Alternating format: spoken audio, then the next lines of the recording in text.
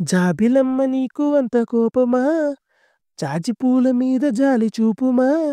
ఏట్రా పొద్దు పొద్దున్నే నీ పీలగోంతేసుకునే ఎదవగోల? పని పాఠం లేదంట్రా నీకు? అని తిట్టుకోకండి.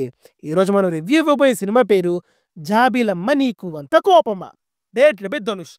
చిన్న పెద్ద భేదం లేకుండా ఒక సినిమా రిలీజ్ అయితే చాలు వెంటనే థియేటర్కి పరుగులు తీసి మీకు రివ్యూ ఇవ్వడానికి మేము పెట్టే ఈ ఎఫర్ట్స్ మీకు నచ్చినట్టయితే మన ఛానల్ సబ్స్క్రైబ్ చేసుకుని పక్కనే ఉన్న గంటను ఒక్కసారి బాదేయండి. అండ్ ఈ వీడియోకి ఒక 1000 లైక్స్ ఎత్తి టాటగేస్తున్నా కొట్టేయండి చెప్తా. నా కమెంట్ ద స్టోరీ లైన్ ప్రభు. అదేనండి, మన హీరో పవిష్కి తన క్లాస్మేట్ ప్రియా ప్రకాష్తో మ్యారేజ్ సెట్ అవుతుంది. అండ్ ఇలాంటి టైంలో ప్రభుకి తన ఎక్స్ గర్ల్ ఫ్రెండ్ నీలా నుండి వెడ్డింగ్ ఇన్విటేషన్ వస్తుంది. ఆ వెడ్డింగ్కి వెళ్ళాడా లేదా, అసలు ప్రభుకి అండ్ నీలాకి ఎందుకు బ్రేకప్ అయ్యింది అనేది remaining part of the film. నా comment the positives. BGM by GV Prakash. మూవీలో ఉన్న ఎవ్రీ మూమెంట్ని, ఎవ్రీ సీన్ని తన బీజిఎంతో ఎలివేట్ చేశాడు. స్టార్టింగ్ నుండి ఎండింగ్ వరకు బీజిఎం ఎక్కడ ఆగదు, అలా ఫ్లోలో వెళ్ళిపోతుంది.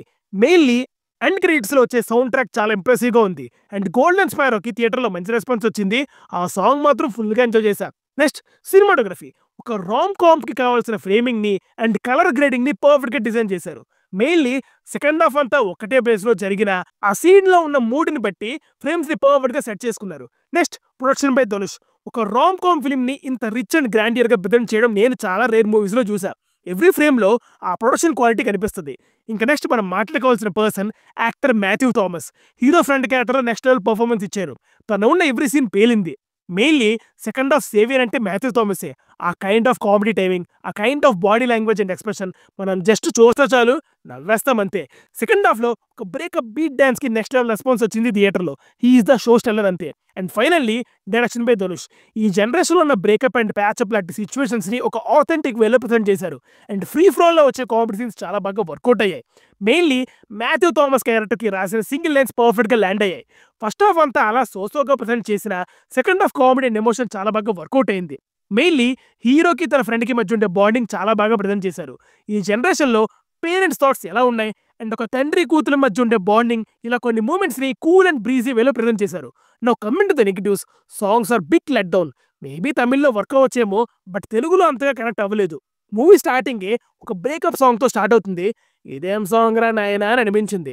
అలా మాక్సిమం అన్ని సాంగ్స్ అలానే అనిపించాయి ఎక్సెప్ట్ గోల్డెన్ స్పైరో. ఇప్పుడు రైటింగ్ గురించి మాట్లాడుకుందాం.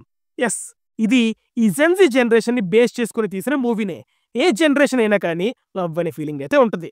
బట్ అది చూసే ఆడియన్స్కి కన్విన్స్ అయ్యేలా ప్రెజెంట్ చేసుంటే ఇంకా బాగుండేది. ఫస్ట్ హాఫ్లో వచ్చే లవ్ సీన్స్కి, కొన్ని మూమెంట్స్కి అసలు కనెక్ట్ అవ్వలేకపోతాం. సడన్గా లవ్ స్టార్ట్ అవ్వడం, తర్వాత హీరోయిన్ ఫాదర్ అండ్ హీరో మధ్య ఈగో క్లాషెస్ చూపించడం, అసలు ఎందుకు ఇలాంటి సీన్స్ అనిపించింది. అసలు ఈ మూవీతో ధనుష్ ఏం చేద్దాం అనుకుంటున్నాడ్రా అని మనం తెలుసుకునే లోపే జాబిలమ్మ నీకు అంత కోపమా, love is in the air part 2 coming soon అని వేశాడు. సెకండ్ హాఫ్లో మూవీ అంతా ఒకే దగ్గర స్టక్ అయిపోయి ఉంటుంది. మధ్యలో కొన్ని కామెడీ సీన్స్ వర్కౌట్ అయినా కూడా మిగిలిందంతా డ్రాగడ్గా అనిపించింది. అసలే డ్రాగ్ అవుతున్న టైంలో మళ్ళీ ఇంకో లవ్ స్టోరీ స్టార్ట్ అవుతుంది. అసలు ఎటు పోతుందిరా అయ్యా మూవీ అనే ఫీలింగ్ ఏదో వచ్చింది. అండ్ మూవీ అంతా ఫ్లాట్ నరేషన్లో వెళ్ళిపోతుంది. ఎక్కడా కూడా ఒక్క హై మూమెంట్ ఉండదు ఎక్సెప్ట్ ఒక్క ఎమోషనల్ సీన్లో తప్పితే. అండ్ డబ్బింగ్ కూడా కొన్ని ప్లేసెస్లో సెట్ అవ్వలేదు అనిపించింది. ఇంకా యాక్టర్స్ పర్ఫార్మెన్సెస్ గురించి మాట్లాడుకుంటే ప్రియా ప్రకాష్కి చాలా చిన్న స్కోప్ ఉన్న క్యారెక్టరే, బట్ తనున్న ఎవ్రీ సీన్ బ్యూటిఫుల్గా అనిపించింది. రిమైనింగ్ యాక్టర్స్లో Sarath Kumar sir and others done good job. ఇక మెయిన్ లీడ్స్ గురించి మాట్లాడుకుంటే పవిష్ కొన్ని సీన్స్లో చాలా బాగా చేశాడు బ్రో, బట్ ఇంకా ఇంప్రూవ్ అవ్వాలనిపించింది. Mainly dialogue delivery and emotional పార్ట్స్లో. అండ్ హీరోయిన్ అనికా లవ్ సీన్స్లో చాలా మెచ్యూర్డ్ పర్ఫార్మెన్స్ ఇచ్చింది. బట్ మూవీలో తనకు ఒక ఎమోషనల్ సీన్ ఉంటుంది. ఆ సీన్లో మాత్రం ఆ అక్క యాక్టింగ్ చూసి నాకే భయమేసింది. ఓవరాల్గా చెప్పాలంటే with an average first half and an above average second half, it's an okayish film అండి. వన్ టైం వాచబుల్ అంతే.